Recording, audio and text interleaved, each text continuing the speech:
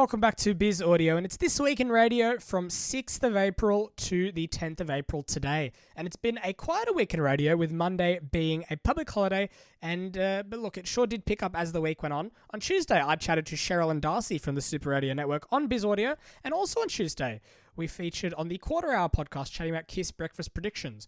On Wednesday, Canberra Survey 1 was released, highlighting a new leader in breakfast, overtaking the once dominant Mix 106.3.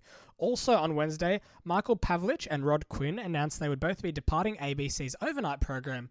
Also on Wednesday, I visited the 2SM studios and chatted to Chris Smith about the station's future. The Super Radio Network has had a big week with a few departures taking place. Gavin Flanagan, the group sales manager, had announced the network had decided to go in a different direction, as did the group content director Mike Byrne.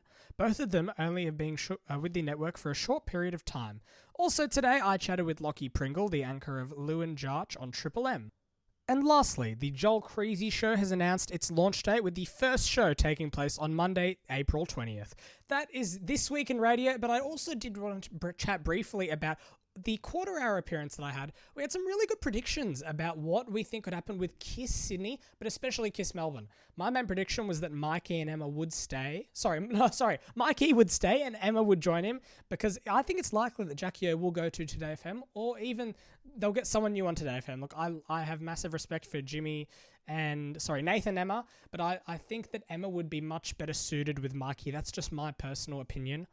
But I love Mikey and Emma. I think that they should get back together. They were one of my favourite duos, and I think I'd love to see them on KISS 106.5. But whereas KISS Melbourne is a different story, I would really love to see Hughesy and Kate. I think they need a big name to jumpstart the station again. It's a station that hasn't had a lot of attention diverted to it over the past few years. Of course, you had Jason Lauren on there, but now for the past 2 years, you've had Carl and Jackie O.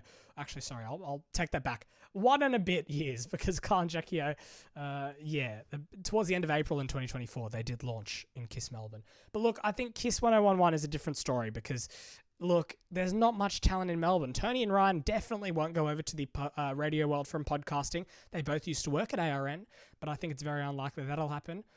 Or even Will and Woody could even switch to breakfast, and a new National Drive show could be Smallsy on Drive. I don't know, just throwing out some predictions there. But check out the Quarter Hour episode, and of course you can check out some other news and bizaudio.substack.com. I can't get to the microphone all the time, but I do publish articles pretty much as soon as I can. But look, I think that there's a lot to look forward to in the radio world. I think Survey 4 does start very, very soon. I don't even know. We're already up to number 2, which is coming out pretty soon. And of course, there's 8 surveys in the year. And I look forward to seeing what happens next. Super Radio Network, though, keep an eye on that. There's a lot moving around there, as I chatted about in my article This Week in Radio. And check that out, bizaudio.substack.com.